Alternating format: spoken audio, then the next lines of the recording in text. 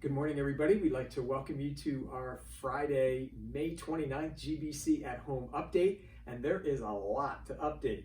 First of all, this crazy weather is coming really from the Caribbean and South Florida, and you're from Florida, Amy. I love it. Does it feel like you're back in Jacksonville? It's like pea soup. Yes. And it just feels familiar, and I'm not going to say I like it, but I don't know, it feels like home. I don't mind it because there's a chance of showers and storms, when, of course, I always like that. But the weekend coming up looks really, really great. Temperatures in the 70s, and it's really going to be awesome.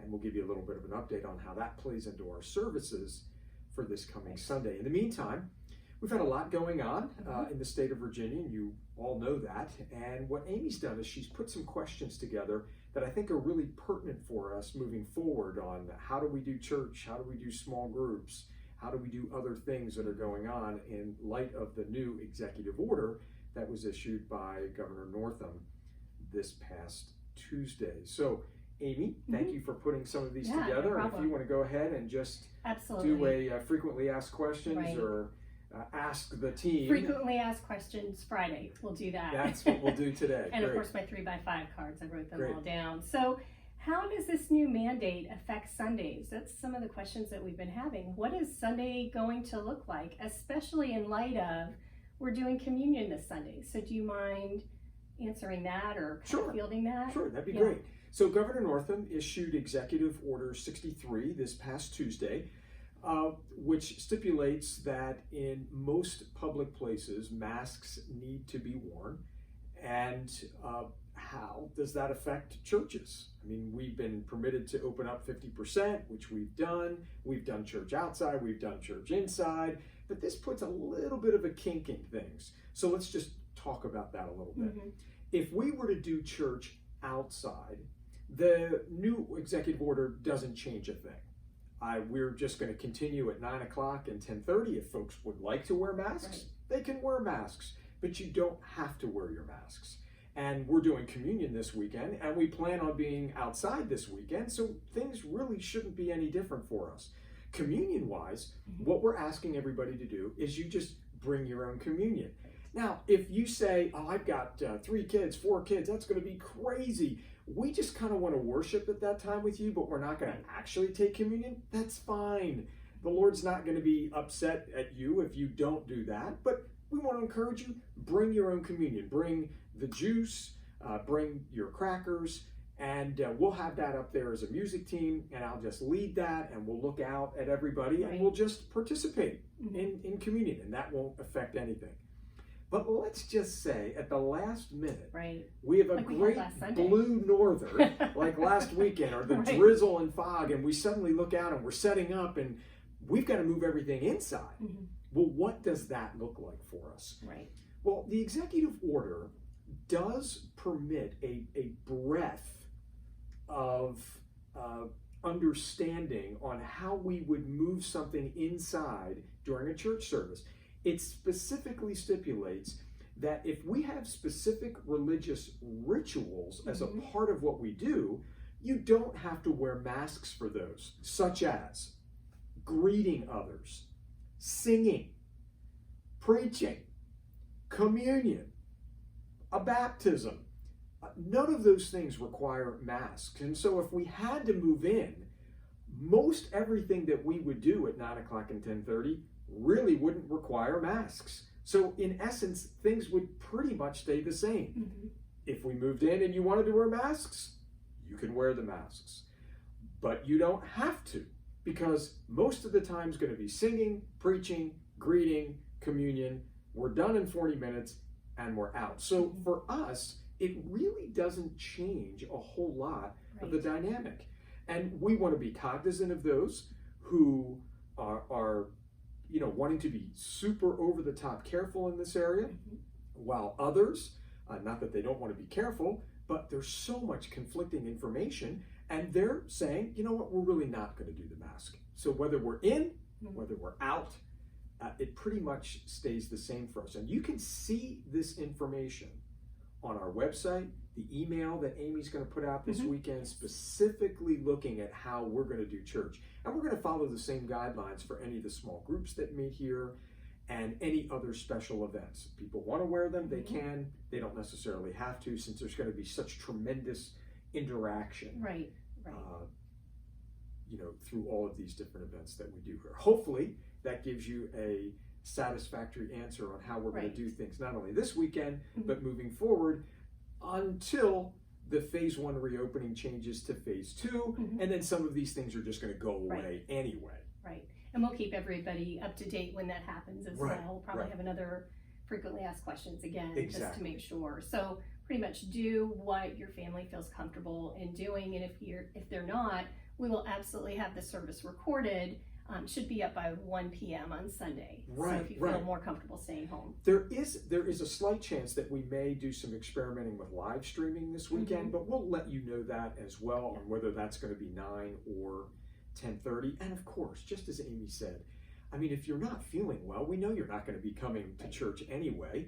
And so staying home and having either the live stream or watching it recorded affords you that opportunity of still staying connected with us at Grace, which we are so appreciative, and we're going to continue to do that moving forward, regardless of what happens moving on. We've really enjoyed the opportunity to have things recorded. Definitely.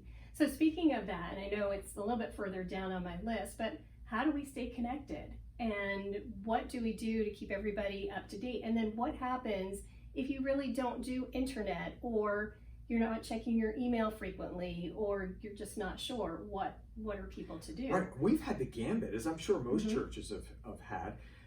If you have the opportunity to stay connected with us via social media or internet, our YouTube channel for services, please by all means do that, and be checking regularly Monday, Wednesday, Friday for all of the updates. Sunday services, please be checking your emails. Amy is updating us regularly, and then the Saturday email is chock full with all kinds of material, but she also adds plenty of material on Monday, Wednesday, Friday.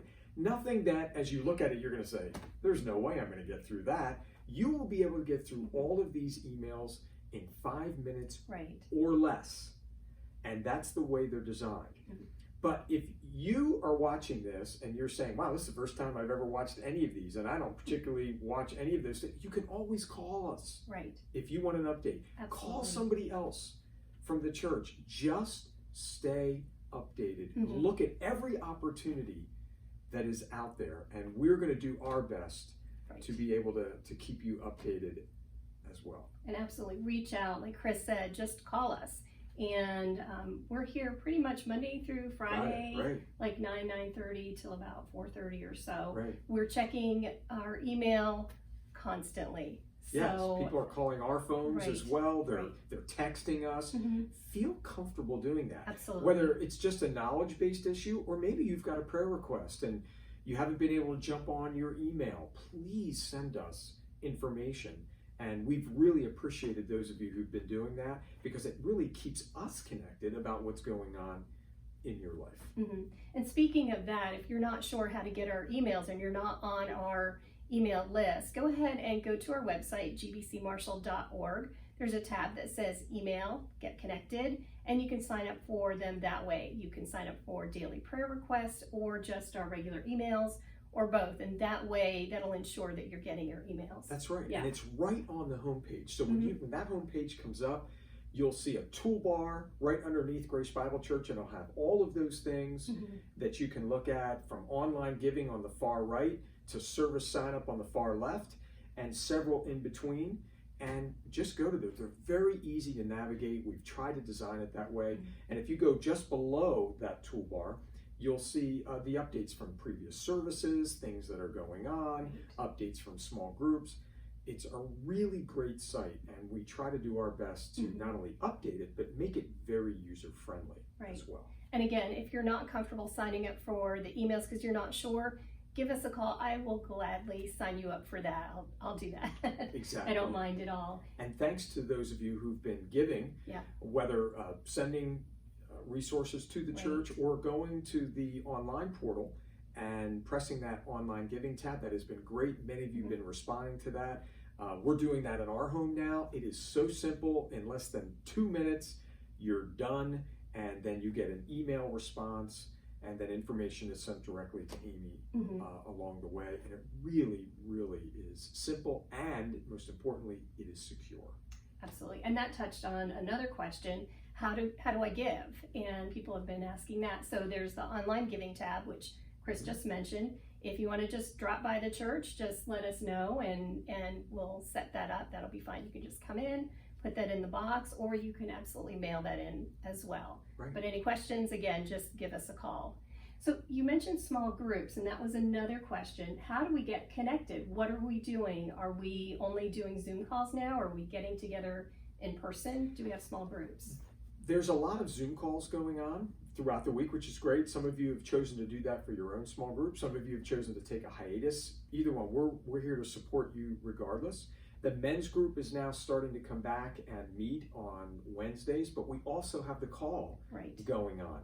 We have some other smaller groups of 6 or 8 that are meeting sometimes in the evenings. And that's fine. You just need to let us know. We'll let you have the facility. You can have your study.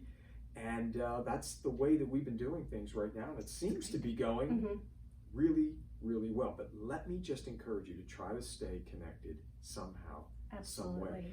Amy, moving forward about VBS, we know there's all kinds of changes with kids ministry right now. How is that looking for us this year? It's a bit of a challenge. We're going to keep up to date with the mandates, and I was going to do an online VBS, but I'd love to hear from you. Is online too much? The kids are doing so much online. Is that just one more thing? We want to serve the parents and our families the best way that we can. My next thought is to do some smaller groups, break that out by age and have smaller groups of maybe 10 children at a time throughout the week and do that.